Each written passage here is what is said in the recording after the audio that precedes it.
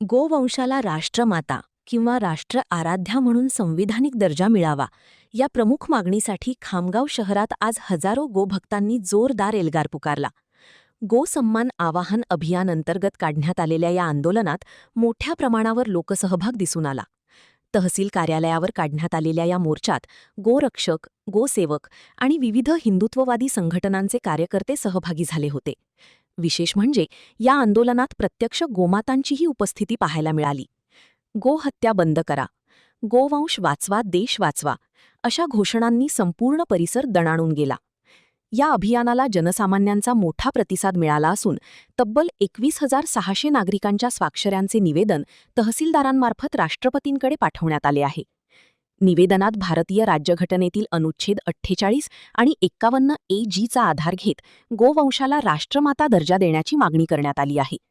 तसेच संपूर्ण देशासाठी एकसमान केंद्रीय गोवंश संरक्षण कायदा लागू करावा, केंद्रीय गोसेवा मंत्रालय स्थापन करावे आणि गोवंश तस्करी व वधावर कठोर कारवाई करत आजन्म कारावासाची तरतूद करावी अशा प्रमुख मागण्या करण्यात आल्या आहेत.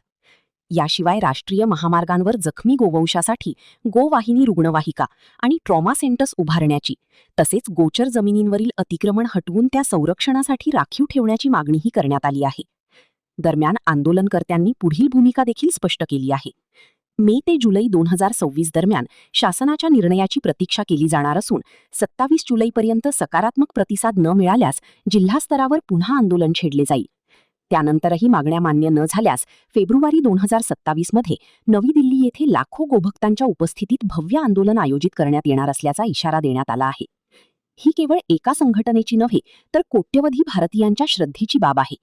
गोवंश हे देशाचे जीवनधन असून त्याचे संरक्षण करणे हे आपले राष्ट्रीय कर्तव्य आहे, असे आवाहन अभियानाच्या वतीने करण्यात आले. जय श्रीराम, जय गौमाता.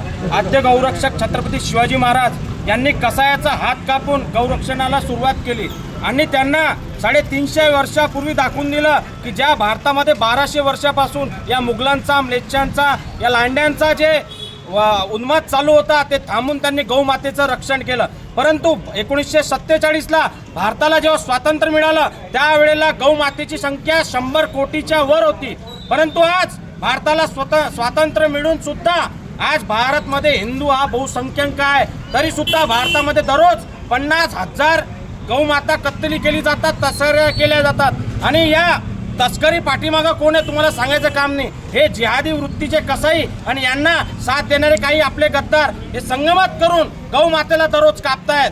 आणि हा जे सध्या महाराष्ट्रातही सध्या गौ हत्याबंदी कायदा आहे तो कायदा असा आहे की फक्त एका दारानं पोलीस स्टेशनच्या आतमध्ये तो गौ तस्कर जातो आणि दुसऱ्या दारानं परत निघून जातो. मागे आपण खामगावमध्ये सुद्धा बघितलं कशा पद्धतीनं रस्त्यावरती CCTVचे कित्येक पुरावे उपलब्ध आहे की रस्त्यावरच्या गाय दररोज उचलल्या जातात.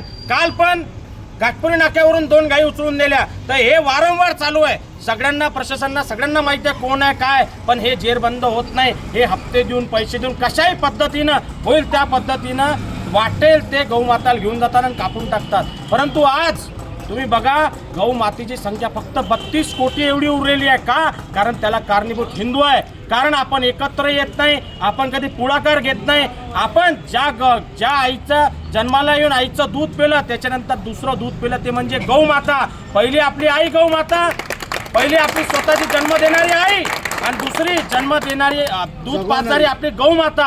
हे दोघंही आपली आई आहे, पण त्या आईचं ऋण आपण विसरत चाललेलो आहे. त्याच्यामुळे गौमातेची हत्या चालू आहे. तर आज संपूर्ण भारतामध्ये 55 तालुक्यामध्ये प्रत्येक ठिकाणी, प्रत्येक तहसीलवरती आज सकाळी 10 वाजता निवेदन देण्यात आलं.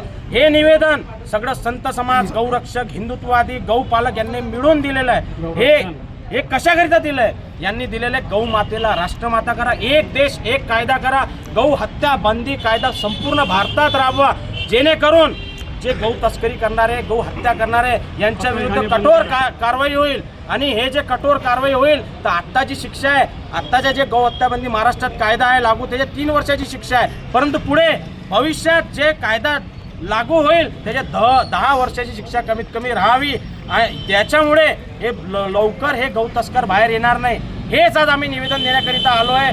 मान्य उपविभागीय अधिकारी यांच्या माध्यमातून भारताची महामहिम राष्ट्रपती, पंतप्रधान, महाराष्ट्र राज्याचे मुख्यमंत्री आणि राज्यपाल यांना आज निवेदन सादर केलेलं आहे की गौ हत्या बंदी कायदा पूर्ण भारतात लागू व्हावा, गौमातेला राष्ट्रमाता करावा.